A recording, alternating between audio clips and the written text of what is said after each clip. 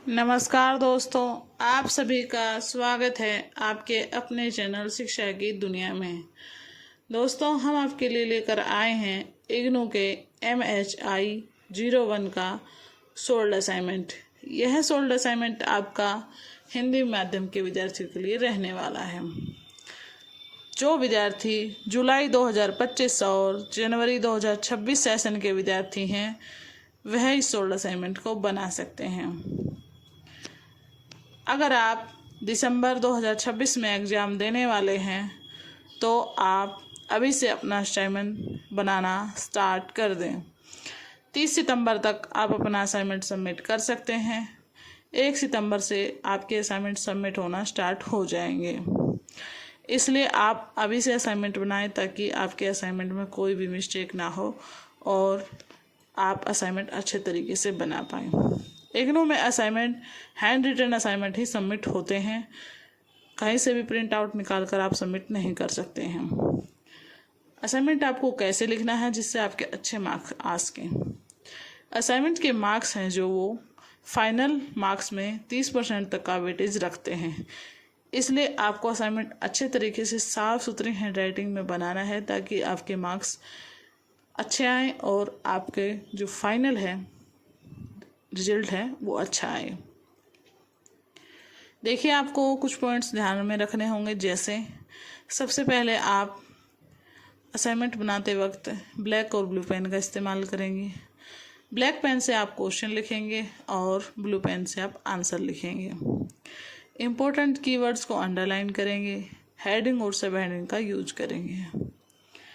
जो दी गई word limit होती है, स्तरीय कार्य के साथ भी वर्ड लिमिट दी जाती है। अगर आपके सभी क्वेश्चन एक जैसे हैं यानी 20-20 नंबर के हैं तो आपको असाइनमेंट क्वेश्चन पेपर के ऊपर भी निर्देश दिया जाता है। इसलिए असाइनमेंट क्वेश्चन पेपर को पहले ध्यान से पढ़ें कि आपको कौन कौन से क्वेश्चन कितने शब्दों में लिखने हैं, फिर आप असाइनमेंट लिखना स्टार्ट करें। कुछ क्वेश्चन में 500 वर्ड की लिमिट दी जाती है, कुछ में 250 की दी जाती है, किसी में 100 की दी जाती है। आपको सिर्फ जो निर्देश दिया गया उसको फॉलो करना है, चाहे उसमें आपके कितने भी पेज फिलअप क्यों ना हों। जब आप असाइनमेंट लिख रहे हैं तो ये बात ध्यान रखें कि उसमें आपको ज़्यादा लाइनें छोड़नी नहीं है। ज़्यादा लाइनें छोड़ने से आपके मार्क्स बढ़ नहीं जाएंगे। सिर्फ जितना गैप ज़रूरी होता है उतना ही आप करें। और एक और बात आपको ध्यान में रखनी है, जब आप क्वेश्चन का आंसर लिखें तो उसके लास्ट में 4 से 5 लाइन निष्कर्ष की अवश्य निकाल कर लिखें ताकि आपका जो क्वेश्चन है वो अच्छा लगे और अच्छे मार्क्स मिले। इसी फॉर्मेट को आपको हर क्वेश्चन के साथ फॉलो करना है। एक और बात आप ध्यान में रखेंगे कि जब आप नेक्स्ट क्वेश्चन स्टार्ट करते हैं तो कोशिश करें कि उसको नए पेज से शुरू करें।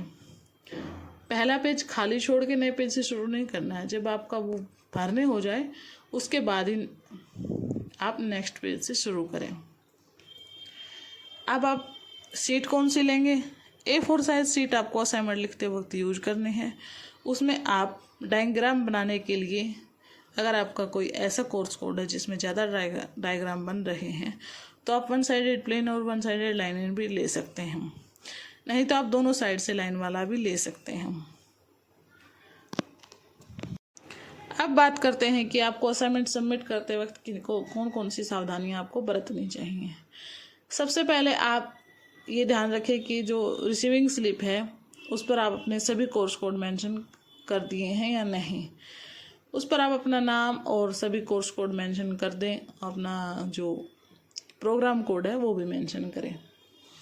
जब आप किसी भी अध्यापक को अपने असाइनमेंट सबमिट कर रहे हैं और उनसे रिसीविंग स्लिप लेना बिल्कुल ना भूलें और लेने के बाद भी ये चेक करें कि उसमें सिग्नेचर है या नहीं। मोस्टली सभी अध्यापक सिग्नेचर कर देते हैं, लेकिन कभी बाय मिस्टेक अगर आपका रिसीविंग स्लिप पे सिग्नेचर ना हो तो आपको भी ये ध्यान रखना है कि उसमें सिग्नेचर हुआ है नहीं है। कई बार आपके मार्क्स अगर अपडेट नहीं हो रहे हैं, उसमें दिखा नहीं रहा है कि आपके मार्क्स लगे नहीं हैं, तो आप जाकर कंप्लेन कर सकते हैं और अपनी रिसीविंग स्लिप दिखा सकते हैं। दोस्तों, ये थे कुछ टिप्स जो आपको असाइनमेंट बनाते वक्त फॉलो करने चाहिए जिससे आपको अच्छे मार्क्स मिलेंगे। एक और बात आपको ध्यान रखनी है, अगर आप असाइनमेंट सबमिट नहीं कराते हैं तो आप एग्ज़ाम में नहीं बैठ सकते हैं। अगर आप दिसंबर 2026 का एग्ज़ाम देना चाहते हैं, उसके लिए आप तैयार हैं, तो सबसे पहले आप अपना असाइनमेंट बनाइए और अपने स्टडी सेंटर में जाकर 30 सितंबर से पहले सबमिट कराइए। वहाँ से रिसीविंग स्लिप लीजिए और आप एग्ज़ाम फॉर्म भरिए और एग्ज़ाम दीजिए। दोस्तों, अगर आप यह सोल्ड असाइनमेंट पूरा देखना चाहते हैं तो आपको इस वीडियो को लास्ट तक वॉच करना होगा, तभी आप सभी क्वेश्चन के आंसर देख पाएंगे। हमने इस वीडियो में जो किन्हीं 2 प्रश्नों के उत्तर देने वाले होते हैं उनके हमने 4 पॉइंट किए हैं। आपको लिखने 2 ही हैं। जब आप कोई 2 लिखें तो ये ध्यान रखें कि आपने कौन कौन से लिख दिए हैं, और जो 2 हमने एक्स्ट्रा क्वेश्चन दिए हैं ये सभी के लिए है। जो जोन से पॉइंट जो लिखना चाहते हैं वो लिख सकते हैं। अगर आप उसमें 4 लिखेंगे तो आपके 2 ही मान्य होंगे, इसलिए आप 2 ही लिखें। जो 2 आप नहीं लिखते हैं उसको अवॉइड करके आगे बढ़ें। ऐसा नहीं है कि आपने इसमें देखा ही नहीं है कहाँ पर 2 पूछा गया, कहाँ पर 4 लिखे हुए, आप सीधा सीधा लिख दें। कहीं से भी आपको कॉपी पेस्ट करने से बचना है। थोड़ा आंसर को मॉडिफाई करके लिखिए ताकि आपके अच्छे मार्क्स मिलें। दोस्तों, अगर आपको हमारी दी हुई जानकारी अच्छी लग रही है तो वीडियो को लाइक करना बिल्कुल ना भूलिएगा। हमारे चैनल शिक्षा की दुनिया को सब्सक्राइब कीजिए और अपने दोस्तों के साथ इस वीडियो को शेयर कीजिए। नमस्कार दोस्तों, मिलते हैं आपसे एक नए वीडियो के साथ।